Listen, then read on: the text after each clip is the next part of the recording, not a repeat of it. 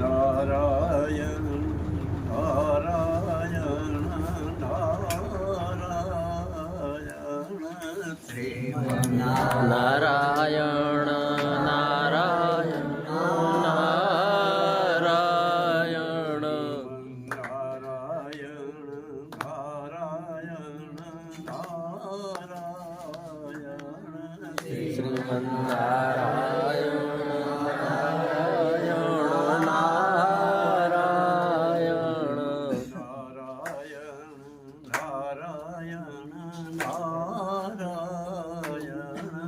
શ્રીમન નારાયણ નારાયણ નારાયણ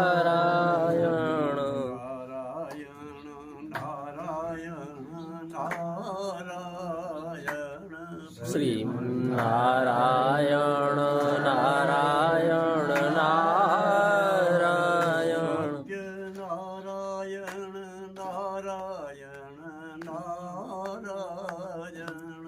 સત્યનારાયણ નારાયણ નારાયણ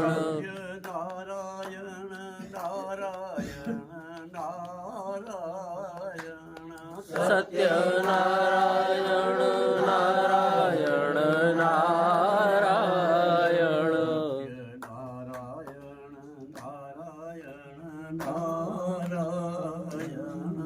સત્યનારાયણ નારાયણ નારાયણ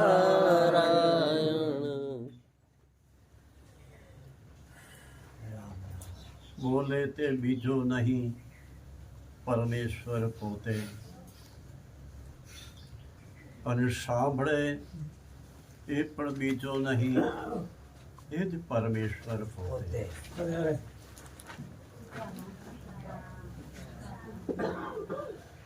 આકૃતિ કદાચ જુદી જુદી હોય, શરીર નાના મોટા હોય, પણ મારો નારાયણ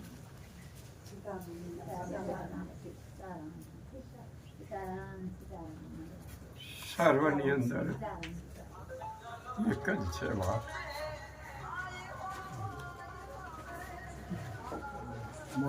કબીર કુવાય પનિહારી અને બર્તન સબ ન્યારે ન્યારે પાન સબની.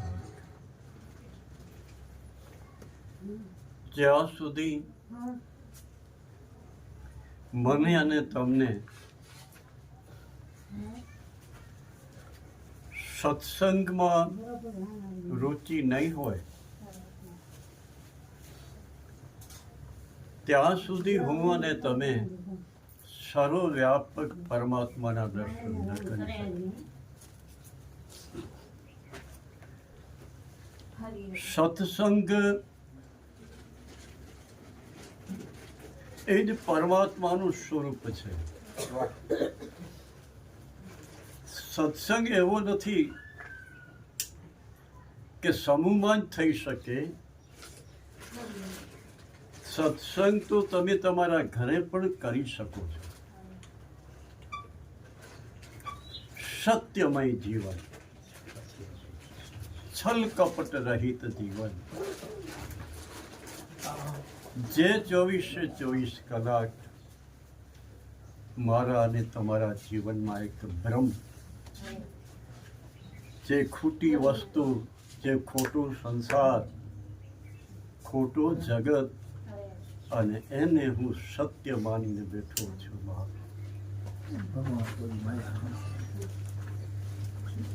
નારાયણ એ તો સર્વવ્યાપક જ છે,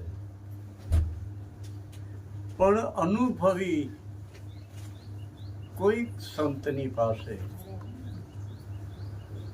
કોઈક ભક્તજન પાસે જેનો અનુભવ થયેલો હોય એની પાસે થોડી વાર 24 કલાકમાં 1 કલાક આપવો જરૂરી છે. જગતને મિથ્યા, સંસાર આગ કહેવાય, ઝેર કહેવાય, એ બધું આપણે યાદ કરીએ છીએ. પણ મારા બાપ, દૃષ્ટિ જો સુધરી જાય તો સર્વ મેં એક જ રામ. ખામી કેવળ એક દૃષ્ટિની છે. અને એ દૃષ્ટિને સુધારવા માટે, દૃષ્ટિને પવિત્ર કરવા માટે એક જ ઉપાય, સંત સમાગમ. જીવનમાં જ્યાં સુધી મને અને તમને સંત સમાગમ ન મળે, જ્યાં સુધી અંદરથી એવો ભાવ ન જાગે કે મારા આત્માનો ઉદ્ધાર કરવો, તમે તમારી રીતે કેટલું કરો છો? સંસારના કાર્ય માટે અનેક ઈચ્છાઓ, અનેક વાસનાઓ, અનેક આસક્તિઓ, કેટલું કરીએ છીએ આપણે. પણ ક્યારે એવો સૂચે કે મારા આત્માનો ઉદ્ધાર કરવા માટે 1 કલાક તો મારા નારાયણને આપી દઉં? 1 કલાક, 24 કલાકની જરૂર નથી, 1 જ કલાક એના નામનું જાપ કરો, સ્મરણ કરો. નામ સ્મરણથી ઘણા એમ કહે કે રામ રામ કૃષ્ણ કૃષ્ણ જપવાથી શું થાય? ઠીક છે, પણ જે મહાપુરુષો અનુભવ કર્યો છે એના ઉપર થોડો વિશ્વાસ રાખો કે સતત જે બોલ્યા જ કરે છે કે નામ સ્મરણ, નામ સ્મરણ. તો નામ સ્મરણમાં એવી એક શક્તિ છે, એવો એનો એક પ્રભાવ છે કે ધીરે ધીરે જો તમે નામને સ્મરણ કર્યા કરશો, હરિને યાદ કર્યા કરશો, તો જે તમારા મનમાં વાસનાઓ છે ધીરે ધીરે ક્ષીણ થતી જશે. સમયની જરૂર છે. ઓછી તો આપણે કહીએ કે ના બસ હમણાં જ મને મળી જાય બધું. ધીરે ધીરે ધીરે ધીરે પંથ કપાય. દત્તાત્રેય ઉપર જાઓ તો પગથિયા છે, પગથિયે પગથિયે જાઓ. સીધે સીધો ટપલો તો નહીં દેવાય બાપ. પણ કહેવાનો મતલબ એ છે કે બાપ, દૃષ્ટિ સુધરે નહીં ત્યાં સુધી માનવ. દૃષ્ટિ ક્યારે સુધરે? જ્યારે મન શુદ્ધ હોય ત્યારે. મનની શુદ્ધતા એ દૃષ્ટિને સુધારે. દૃષ્ટિ એક કાચ જ છે, આપણે બધું જોયા કરી છીએ, અને મન સતત એના ઉપર ચિંતન કરે. આ સારો બોલ્યો, આની આકૃતિ સારી છે, આનો એ મન ચિંતન કરે. બીજી એક વાત કહું કે સતત મારું જીવન, મારું સ્મરણ, મારી દ્રષ્ટિ, મારી નજર કેવળ એક મન ઉપર જ છે. જે છે તે કહું છું. ન ચોપાઈઓ કે ન શ્લોકો કે ન ગીતાદી કે ન ભાગવતો. કેવળ એક જ કે મારે મનને સુધારવાની કોશિશ. એમ પણ કહી શકાય કે મારું મન શુદ્ધ છે, મારું મન પવિત્ર છે. ક્યારે દગો કરે? મન અતિ ચંચળ, એ રખડ્યા જ કરે, રખડ્યા જ કરે. એટલે તો પરમાત્મા શ્રી કૃષ્ણે કહ્યું કે અર્જુન, તું અભ્યાસ કર, તું વૈરાગ ધારણ કર. સત્સંગ તો બધા કર્યા જ કરીએ, પણ વૈરાગ પેદા થતો નથી. વૈરાગ જો પ્રગટ થાય તો ધીરે ધીરે ભક્તિ પ્રાપ્ત થાય. જ્યાં સુધી વિવેક રૂપી પુત્ર પ્રાપ્ત થયો નથી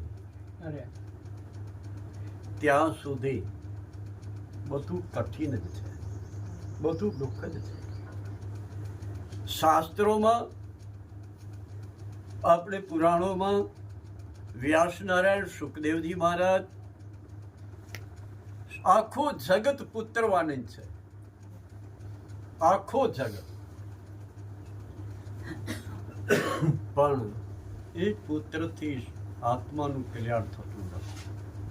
વિવેક રૂપી પુત્ર જ્યારે પ્રાપ્ત થશે ત્યારે આ આત્માનો ઉદ્ધાર થશે. મારે અને તમારે આત્માનો ઉદ્ધાર કરવા માટે પ્રયત્ન કરવાની જરૂર છે. અને એના માટે પ્રયત્નમાં ખાસ સાધના મનની છે. મનની જે સાધના છે એ 24 કલાક જે તમારો ઈષ્ટ છે, તમારો રામ હોય કે કૃષ્ણ હોય, થોડો સમય વહેલી સવારે એને પ્રગટ કરો મનમાંથી. એક ભાઈએ પ્રશ્ન કર્યો મને કે બાપા, એને પ્રગટ કરવા માટે શું, કેમ પ્રગટ થાય? મેં કીધું કે ભાઈ, પહેલા તો મેં એક રામનું ચિત્ર જ જોયેલા, અને ચિત્રને જ મારો ભગવાન સમજી અને એની સેવા પૂજા કરતો કે મારો રામ છે. વિભીષણ લંકામાં રાક્ષસો સાથે રહેવાનું, પણ રામની યાદ આવે એટલા માટે પોતાની દિવાલ ઉપર ધનુષ બાણ ચિતરી નાખ્યા વાહ કે મને રામ યાદ આવે. એવી રીતે હું ચિત્રની સેવા કરું કે આ મારો રામ છે, એના ચરણ ધોવું, એને તિલક કરું, એને ચોખા ચડાવવું, એને ફૂલહાર પહેરાવવું, એની પ્રાર્થના કરું. વારંવાર શ્રી રામચંદ્ર કૃપા ભજ મને, તું મારી સામે ઊભો છે, તું નથી કલ્યાણ કરતો, આખર તો હું તારો છું ને, જેવો છું તેવો. મારા અનેક જન્મોના પાપ હશે, ક્યાંક મારી ભૂલો થઈ હશે, પણ તું તો કરુણાનો સાગર છે, તું મને માફ નહીં કરે. હું તારે શરણે છું, તું દયાળુ છે, તારો જ છું, તારો અંશ જ છું, તું સર્વનો બાપ છે, તો મારા ઉપર એટલી દયા નહીં કરે? થોડી દયા કર. એવી રોજ પ્રાર્થના. બાપ, જ્યારે સમય વીતતો જાય છે ને, ત્યારે જે મૂર્તિ છે, હમણાં તો હું ચિત્તર હતો, અને પછી ત્યારે અયોધ્યામાં મૂર્તિ બની, એ મૂર્તિનું ધ્યાન, મૂર્તિની સેવા પૂજા કર્યા કરું છું. પણ ખરી વાત, જ્યારે હું કોળીઓ ખાઉં ને, ત્યારે મને એમ થાય કે મારો રામ આરોગ્ય છે, ઓહો વાહ મારો રામ ખાય છે. પાણી પીવું ત્યારે એમ થાય કે મારો રામ મોઢું ખોલીને જોઈએ છે. મને આ નથી દેખાતો, મને મારો રામ દેખાય, મૂર્તિ દેખાય. શ્રી રામ શ્રી રામ શ્રી રામ. હા, જ્યાં દ્રષ્ટિ કરો, જે વહેલી સવારે તમે મૂર્તિના દર્શન કર્યા, એ તમને ચારે બાજુ મૂર્તિ દેખાય, ચારે બાજુ. ભલે પછી આપણે વ્યવહાર કરતા હોઈએ તો એકબીજાની આકૃતિને સામે જોઈએ, પણ પહેલા તો દ્રષ્ટિ ત્યાં જ રામ ઉપર જ થાય, પહેલા તો એના ઉપર જાય. પછી એ મૂર્તિને આપણે એક બાજુ કરી અને પછી બીજી આકૃતિ સાથે ચર્ચા કરીએ, જુદી વાત. પણ પહેલા દ્રષ્ટિ થાય તો પહેલા મૂર્તિ ઉપર થાય. એ નિત અભ્યાસ, નિત સેવન. ધીરે ધીરે તમારો મન છે, મનને કયા વાળું, કઈ દિશામાં લઈ જવું, એ તો તમારા હાથની બાજી છે ને બાબુ. મન કયે માર્ગે જાય છે, મન શું કરી રહ્યો છે અને એને શું કરવાનું છે, એ તો મારે અને તમારે સમજવાનું છે. તો મન જો પૈસામાં બંધાતો હોય, પુત્રમાં બંધાતો હોય, પત્નીમાં જો મન બંધાતો હોય, મહેલમાં બંધાતો હોય, ગાડીઓમાં મન બંધાતું હોય, તો રામ નામમાં ન બંધાય? તમે વિચાર કરી લો, બંધાય કે ન બંધાય?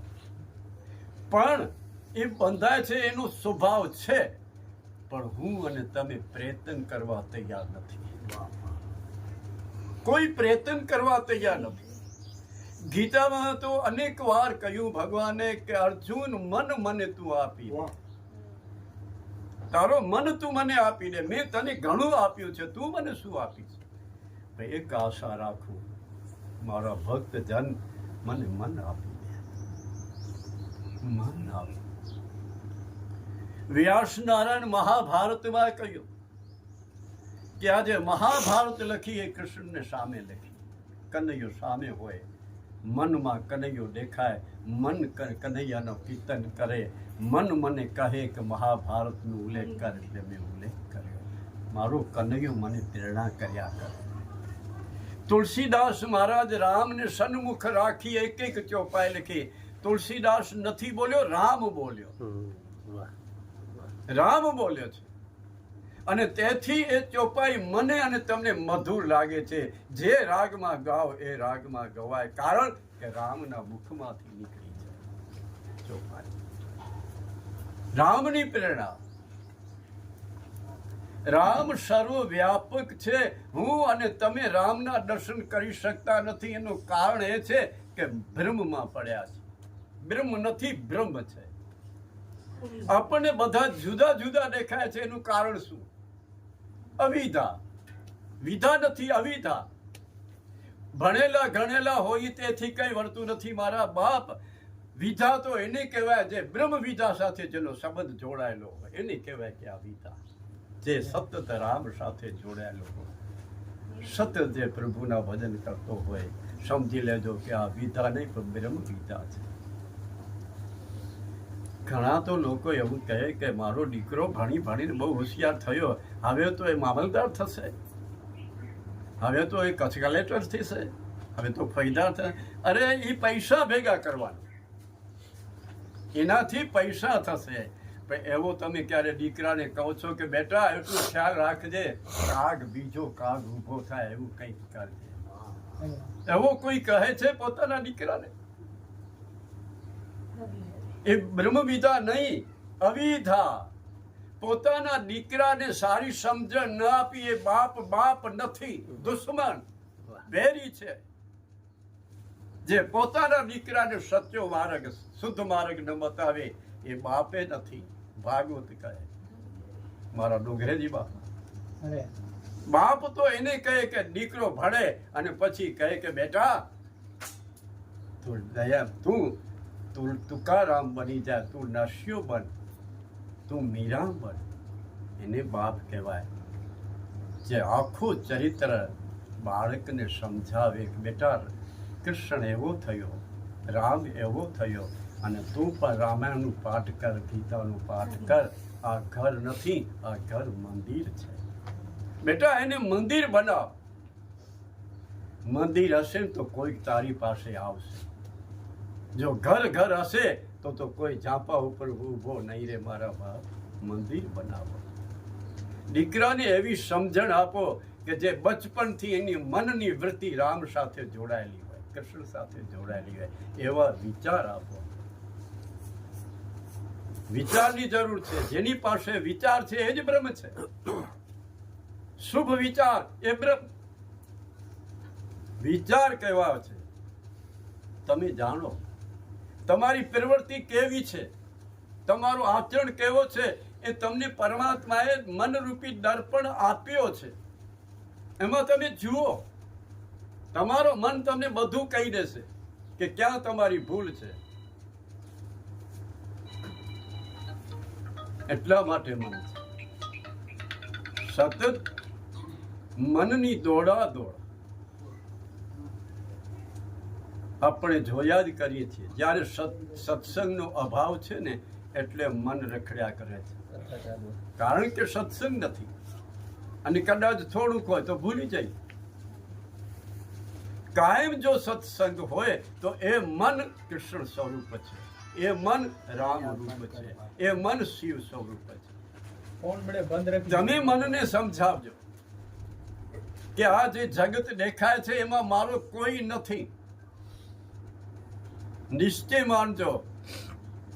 નારીને નારાયણ કહેવામાં આવ્યો છે. નારી, તું તો નારાયણ છો.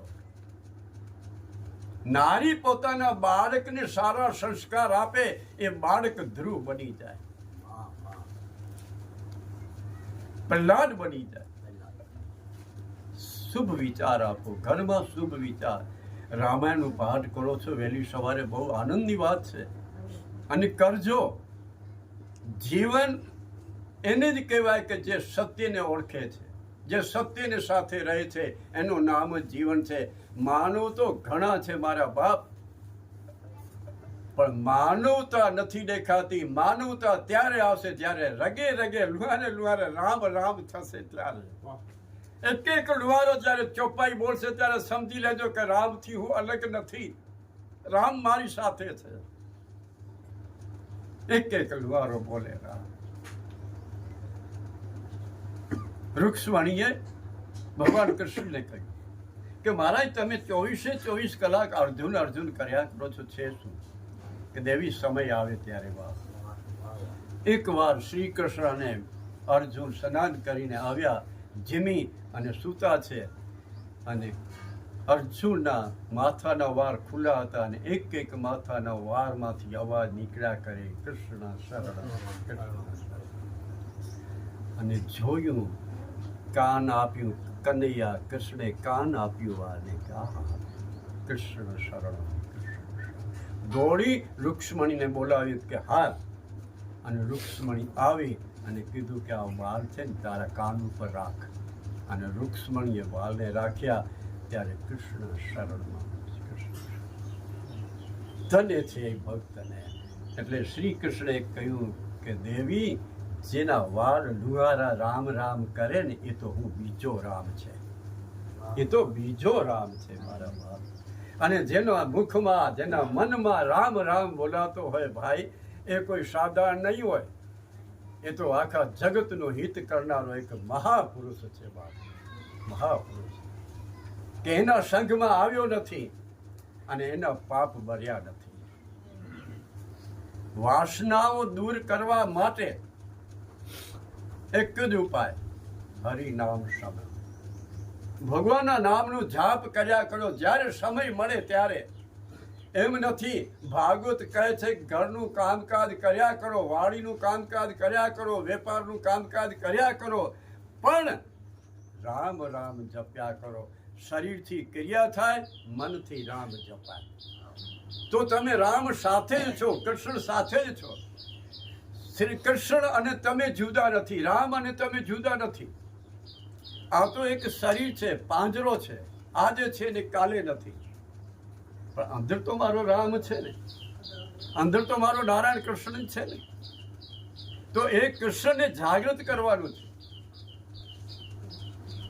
એ કૃષ્ણ જે અંદર એક પડધા નીચે એક પડધો જે વાસનાનો આડો આવી ગયો છે, એના કારણથી હું અને તમે અંદર ખોજ કરી શકતા નથી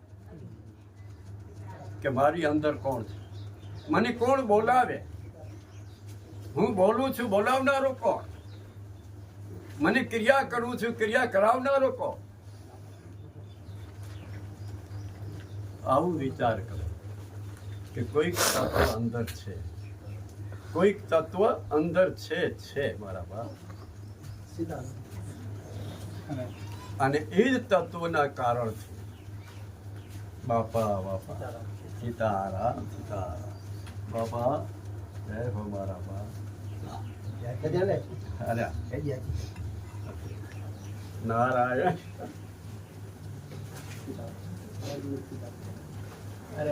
તો સત્સંગ, સત્સંગ એનું ફળ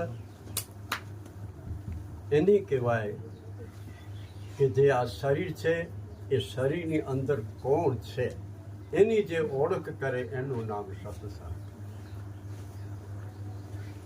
જ્યાં સુધી આપણે અંદર જે નારાયણ છે એ નારાયણની જ્યાં સુધી ઓળખ ન કરીએ ત્યાં સુધી આનંદ નહીં મળે, પ્રસન્નતા નહીં મળે અને ખુશી પણ નહીં મળે.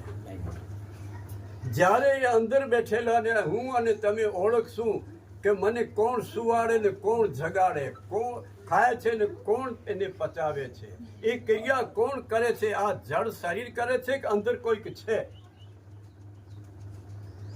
જળ શરીર જો કરતો હોય તો જ્યારે રામ નીકળી જાય ત્યારે મળધો શું કામ પાણી પીતો નથી.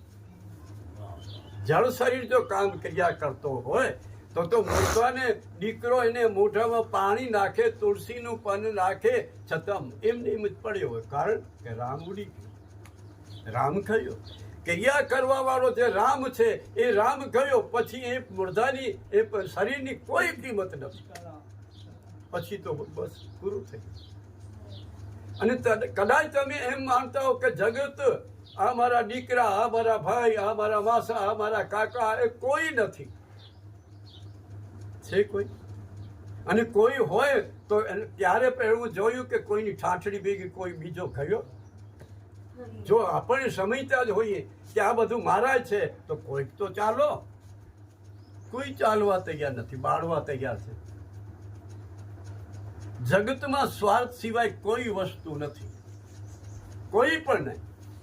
તમામ સ્વાર્થના કારણે હું અને તમે બંધનમાં પડ્યા છીએ. આપણે ઓળખતા નથી. એના માટે 24 કલાક એક ભ્રમ, અને ભ્રમમાં સતત આપણે માર ખાધા જ કરીએ છીએ, માર ખાધા જ. જે વસ્તુ મારી નથી એને મારી કહું છું, જે મારી છે એને ત્યાગ કરું છું, એની સામે બોલતો નથી. મારો છે કોણ? મારો નારાયણ છે. જે અંદર બેઠેલો છે એ જ મારો સગો છે, બાકી કોઈ નથી. શુકદેવજી મહારાજ જન્મતાની સાથે ભાગી ગયા અને પિતા દોડ્યા. વ્યાસનારાયણ, હે સુક, તું મારો દીકરો. ત્યારે શુકદેવજી મહારાજે કહ્યું, તમે તો જ્ઞાની છો અને પાછો તમે બોલો છો? આ તમને સૂઝ્યું કેમ? બાપ, હું તો કોઈનો દીકરો નથી અને કોઈનો પિતા પણ નથી, કોઈની પત્ની નથી અને કોઈનો ભાઈ નથી ને કોઈનો પતિ નથી. હું તો ફરતે રામ છું. મને જ્યાં બંગલો સારો લાગે એમાં બેસી જાઉં, જ્યાં ધમસરા સારી લાગી એ ધમસરામાં બેસી જાઉં. અને એ ધમસરા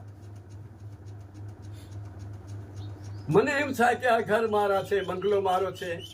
જો મારો હોય તો મૂકવું કેમ? ધમસરા છે એટલે મૂકવું પડે છે. આ એક ધમસરા છે. શરીર એ પણ ધમસરા જ છે. એમાંથી મારે રજા લેવી જ પડશે. એક દિવસ એવો આવશે કે આને છોડીને જવું પડશે. મારા શ્વાસોની ગણતરી મળેલી છે, કેટલો સમય રહેવાય. માટે કહેવાનો મતલબ કાળ ફરિયાદ કરે છે. એવું નથી કે 12 મહિના કાળ નહીં આવે કે 6 મહિના કાળ આવે. કાળ ફરિયાદ કરે છે. સમય આવ્યો નથી અને ઘડો પકડ્યો નથી. સમયની રાહ જુએ છે. જ્યાં સુધી એ સમયની રાહ જુએ છે ત્યાં સુધી તમે ઝટપટ ભજન કરી લો. એ રાહ જોયા કરે, તમે ભજન કરી લો. ભલે રાહ જુએ, કંઈક તો રાહ જોવે તેમાં ટાઈમ લાગશે ને. 12 મહિના કે 6 મહિના કે 2 મહિના કે 15 દિવસ. અરે એક ઘડી 47 મિનિટમાં ખટ્ટવંગ રાજાએ ઉદ્ધાર કરી લીધો. 47. વિચાર તો કરો. એ કેટલી શક્તિ, કેટલો મન ઉપર એને વિશ્વાસ કે મારો મન ક્યાં પણ ન જાય. રામ સિવાય, બ્રહ્મ સિવાય મારો મન ક્યાં ન જાય. કેટલી દૃઢતા એની, કેટલો એનો પૂર્ણ વિશ્વાસ, કેટલો એનો ભરોસો. ભરોસા વગરનું જીવન વર્તાય. વિશ્વાસ વગર ભક્તિ પ્રાપ્ત થાય જ નહીં. વિશ્વાસ જ નથી. બધા આપણે સત્સંગ કર્યા કરીએ છીએ, ભજન ગાયા કરીએ છીએ, પણ કોઈ એમ કહે છે કે હું વિશ્વાસમાં છું, મારો ભગવાન છે. કોઈ એમ નથી કહેતો કે મારો ભગવાન છે. 24 કલાક સંસારના વ્યવહારમાં જ આપણે રહીએ. સંસારની પ્રવૃત્તિ, સંસારના જે સંબંધી, કુટુંબી, એને જ યાદ કર્યા કરીએ છીએ. પણ ક્યારે હું રામ યાદ નથી કરતો કે જે અખંડ છે, અવિનાશી છે, જેનું ખંડન જ નથી, એનું ક્યારે આશરો લેતો નથી. તો એ સત્સંગ શું કામનું? સત્સંગનું ફળ એ છે કે તમે તમારા ભગવાન સાથે જોડાયેલા રહો. એ સત્સંગ છે. એક દિવસ સત્સંગ થાય અને પછી 6 મહિના તમે મૂકી દો, એમ હાલે? ઘર છે ને એમાં હંજવાળી રોજ ફેરવી જોઈએ. તો કચરો ભારે, તો કચરો નીકળે, રૂમ સાફ રહે. એવી રીતે આ મન છે, મનમાં જે કચરા વાસનાઓ જે ભરેલી છે, ધીરે ધીરે હરિ નામ સ્મરણ કરો, બધી વાસનાઓ છૂટી જશે. કર્મની ઘટમાળ છે, જે આપણે હાથથી થયો છે એ ભોગવું જ પડશે. પણ એક વાત છે, જો સત્સંગનું બળ હશે તો એ કર્મ થોડો દૂર થશે, એ તમને પીડા નહીં કરાવે. કારણ કે પીડાનું સંબંધ મન સાથે છે. મન જો શરીરમાં ગયો તો પીડા થઈ, મન જો બ્રહ્મમાં લાગી ગયો તો એ શરીરની પીડા ખ્યાલ જ ના આવે, ખબર જ ન પડે કે ક્યાં પીડા છે. કહેવાનો મતલબ, હવે ટૂંકો, ઘણી વાર થઈ ગઈ. કહેવાનો મતલબ, તમે તમારા મન ઉપર નજર રાખજો, મનને ભૂલતા નહીં. મારું મન કઈ ગતિમાં ચાલે છે, મારું મન ક્યાં જાય છે, એના ઉપર નજર રાખો અને એ મનને ધીરે ધીરે ધીરે ધીરે હરિચરણમાં વારો મારો. આત્મા સાથે મન ચાલશે, બીજો કોઈ ચાલવાનું નથી. આ શરીર છૂટશે એટલે મન, આત્મા અને ઇન્દ્રિયો સાથે આ શરીર છોડી બીજા શરીરમાં જશે અને વળી પાછો જે એની ક્રિયા છે એ ચાલુ થઈ જશે. પણ જો મન પરમાત્માનું ભજન કરેલો હશે તો એવો સંસ્કારી ઘર તમને મળશે કે ત્યાં જન્મ્યા અને થોડેક 2 વર્ષ થયા તમારી સતત ક્રિયા રામમય બની જશે, કૃષ્ણમય સેવા પૂજા શ્રવણમાં ચાલુ થઈ જશે. હરીશ સાહેબ બાપુ નાના હતા, બાળક હતા અને પથ્થરની પૂજા કરતા. હરીશ સાહેબ બાપુ આખો ગામ નવાઈ કરે કે આ તો જુઓ, હજી તો આટલો નાનો બાળક છે અને એ પથ્થરની સેવા પૂજા કરે, પ્રસાદી કરે, કીર્તન કરે. નાનો બાળક, શું કામ? કે જ્યાં છોડ્યું હતું ત્યાંથી પાછું ચાલુ થયું. બસ માટે મારી જે ધારણા છે અને મેં જે કર્યું છે એ તમને તમારી પાસે કહ્યું. રામાયણ નથી વાંચી, ભાગવત પર પૂરો ખ્યાલ નથી મને, ગીતાએ ખ્યાલ નથી, પણ મારી નજર જ્યારથી મને સંતોનો સમાગમ થયો છે ત્યારથી મન ઉપર નજર રાખું છું અને મન ક્યારે ધગો કરે એ પણ હું કહી શકતો નથી. બોલો શ્રી રામચંદ્ર રામચંદ્ર ભગવાન કી જય.